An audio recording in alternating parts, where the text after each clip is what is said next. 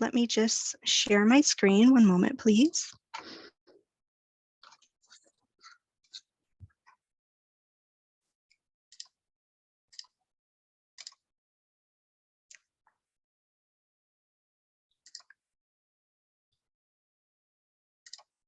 Okay, hopefully you're seeing my presentation now. So good morning.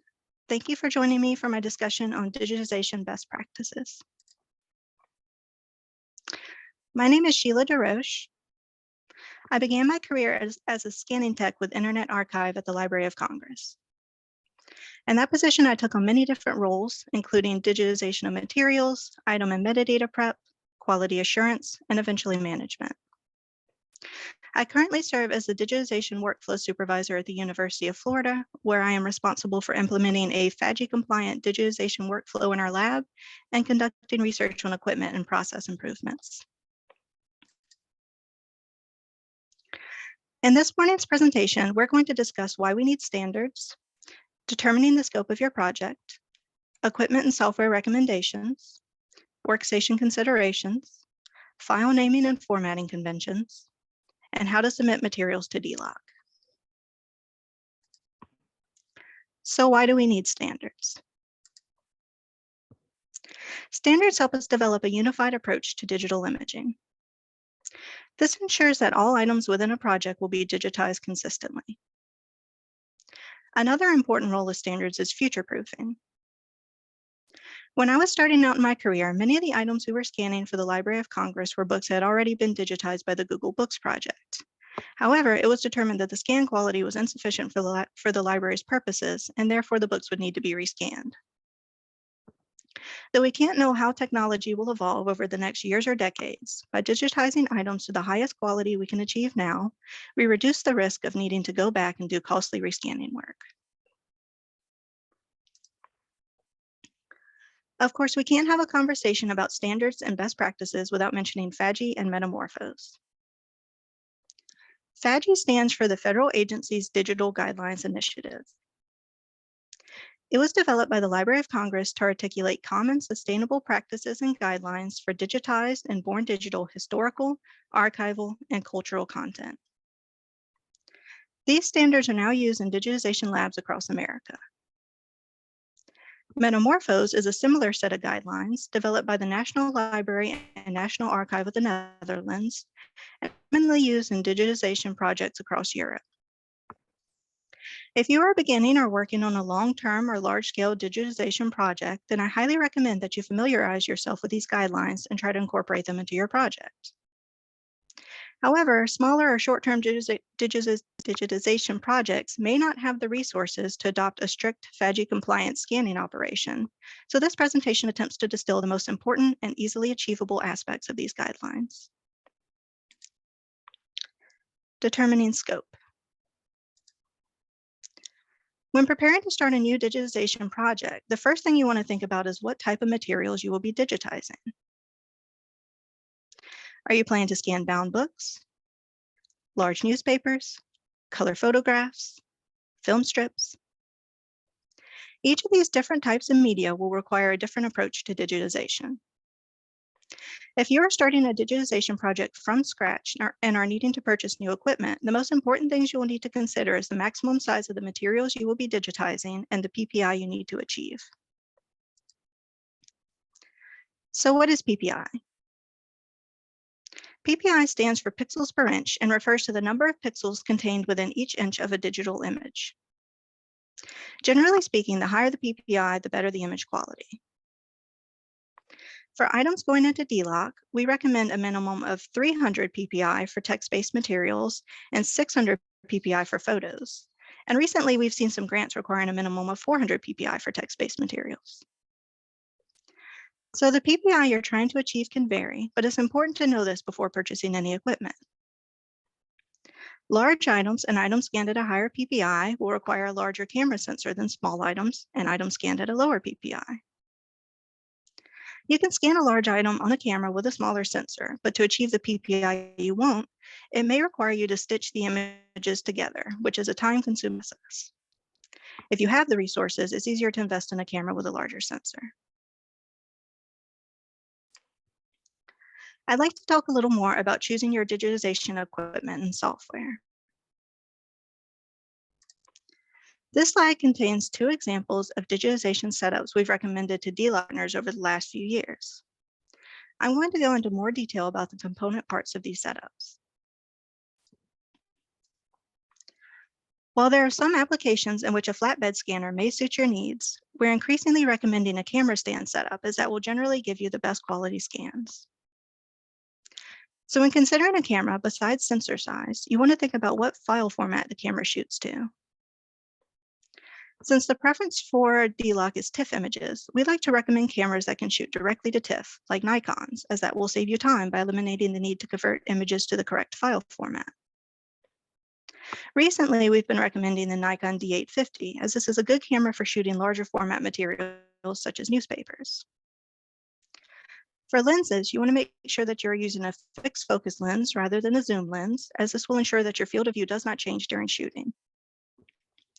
The type of lens you use can vary based on the size of the materials you are digitizing and your budget, but we tend to recommend either a 50mm or 60mm macro lens. You will need a stand to connect your camera to. The height of the stand will depend on the size of the materials being digitized, with larger items requiring a taller stand. You'll need a table to hold your materials. You can either use one of your own or look into purchasing a setup that includes a table with a camera stand attached. For lighting, you'll want photography studio lighting. We recommend a continuous lighting kit, preferably with LEDs, as they tend to be consistent and long-lasting. We recommend using a remote capture software and saving your images directly to a computer rather than on the camera. Each camera model has its own remote capture software, and that's typically what we recommend as the best software for this purpose. For Nikon, this is Camera Control Pro. However, it is an additional cost to purchase the software. If you're not able to do this, Digicam Control is a good free option that will work with most camera models. However, be aware that it is not Mac compatible.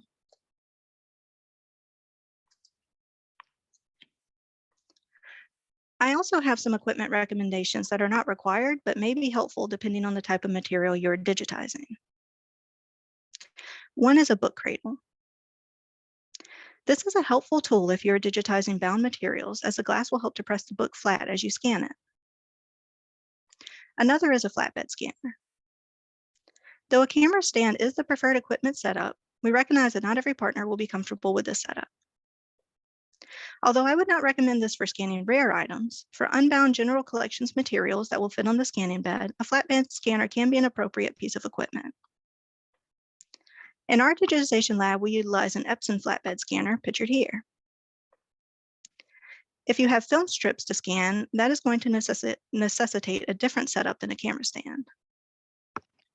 We're seeing an increasing number of flatbed scanners that are designed to scan not only photographs, but come with attachments to scan film as well. This is what we would recommend that you use.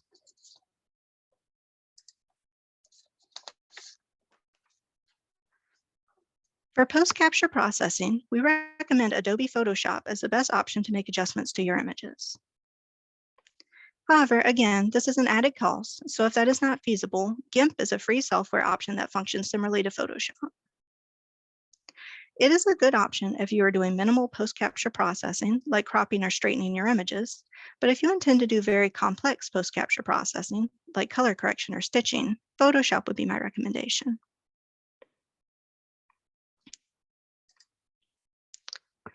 When it comes to setting up your space, you want to make sure that you set up the equipment in an area with low foot traffic to prevent the lights or the table from accidentally getting bumped into or moved. You want to be careful about ambient lighting.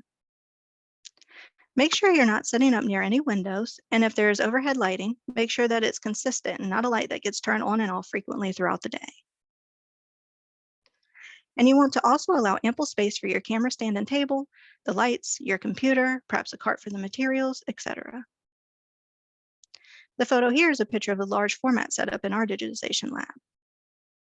It is in its own room with low foot traffic and no windows. Scanning and file formats. So some scanning best practices. You want to handle your materials with care. Gloves are recommended for digitizing photos or film strips, but are not generally needed for textual materials. However, you want to make sure your hands are clean and dry before handling the objects. You also want to make sure your workstation is clean. If you're digitizing older or brittle materials, you may find that you accumulate a good amount of dirt and debris on your workstation after a day of scanning.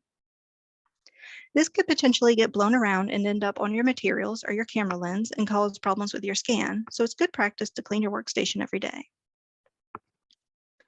If you're using a cradle or any sort of glass, we recommend a 10% alcohol and water solution for cleaning. It's recommended that you capture a color target for each item that you scan. This is crucial for verifying that your cameras are calibrated correctly and your lighting is even, and can be used for post-capture color processing.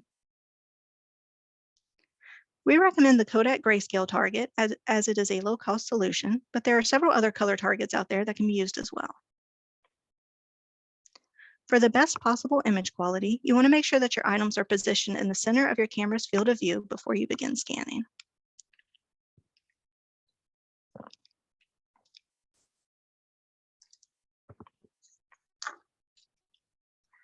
Before you begin scanning, there are some important specs required by DLOC that you need to know. DLOC requests that your image files be in TIFF format, 24-bit color, 300 minimum PPI, and uncompressed. Each item should be captured in a folder that is represented by a unique identifier. Here we use the BibVid of the items in UFDC, but you can use the title of the book, call number, or any other internal tracking methodology that you prefer. What's important is that we are able to differentiate that item from all the other items you will be scanning. We also recommend that for your image files within the folder, you use a 5-digit number string. So for example, the first image for an item would be called 00001. The second image would be 00002, etc. Please don't use any special characters in your naming system. It should be alphanumeric only.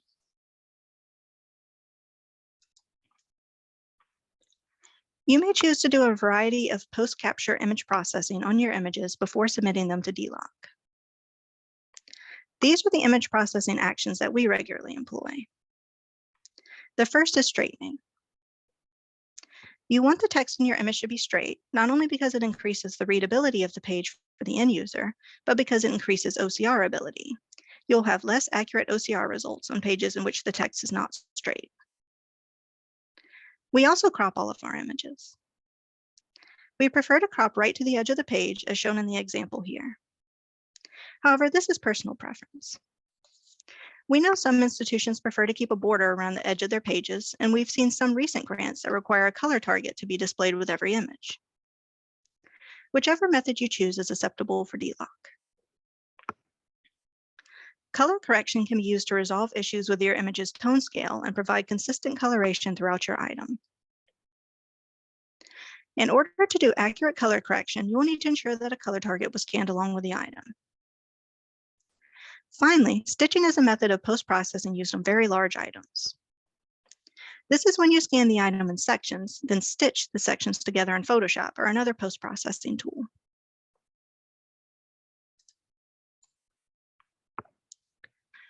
I want to touch a little on submitting materials to DLOC. We have a metadata template that is to be filled out and accompany your materials, and I will link to that later in the presentation. Please note that you can share either TIFFs or PDFs with us, whichever you choose, and we will then create the derivative files, so JP2s, JPEGs, text files, etc. from that. Once you have the metadata template and the image files or PDFs, you can share it with Laura Perry via Google Drive, Dropbox, or WeTransfer. Please allow 4 to 6 weeks for the ingest of your materials.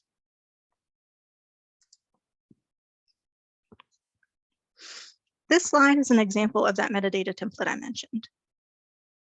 Please note the difference between the title field and the digital folder name field, as this tends to trip people up. The title is the title of the item, whether it be a book, newspaper, or some other media source that has been digitized. The digital folder name is the name of the folder that contains the image files you've submitted. I want to also draw your attention to the DLOC Technologies LibGuide, as this is a great resource for new digitization projects. It has the metadata template we've been discussing, but it also contains many other resources. It has guidelines for submitting materials to DLOC in English, French, and Spanish. It has instructions on how to crop and deskew in Photoshop. It has setup and image capture instructions for a camera stand with a Nikon, a Canon, and just a flatbed scanner. And a couple of these documents have been translated into languages other than English as well. So again, a lot of great resources, and I really recommend that you check these out. I thought I would also include some frequently asked questions that we get from DLOC partners. One is about how to best scan an item if the pages don't lay flat or are curling up on the edges. If you're working with bound materials, an excellent resource is the book cradle I mentioned earlier, as it comes with a glass platen, which will flatten the pages for you. However, if you're working with unbound materials, a good option could be a snake weight. These are fabric-covered weights that you can lay along the item's edges to gently flatten them and hold the item in place. Another question we get is how to deal with an item that has missing pages. How do you let the reader know that this was an issue with the physical book and not a scanning error? One way we like to do this is by using a missing page insert. This is just an image file that can be inserted into your digital item where the pages should be that says page or pages missing or unavailable. Another thing we recommend is to note this in the metadata template so that this can be captured in the metadata. This serves as a good way to let the end user know that the scanning operator captured all of the content that was available.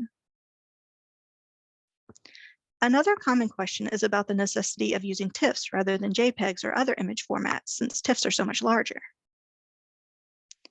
One reason you really want to use TIFFs is because they are the recommended file format for archival purposes.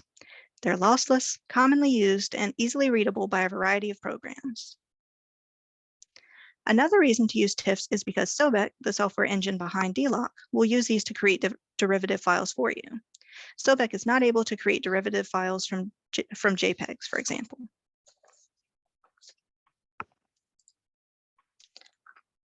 My final slide is just some links to resources that you may find helpful. I've included links to FADGI and Metamorphose to review their guidelines, Digicam for image capture, GIMP for image processing, and the DLOC Technologies LibGuide that I mentioned previously. Were there any questions?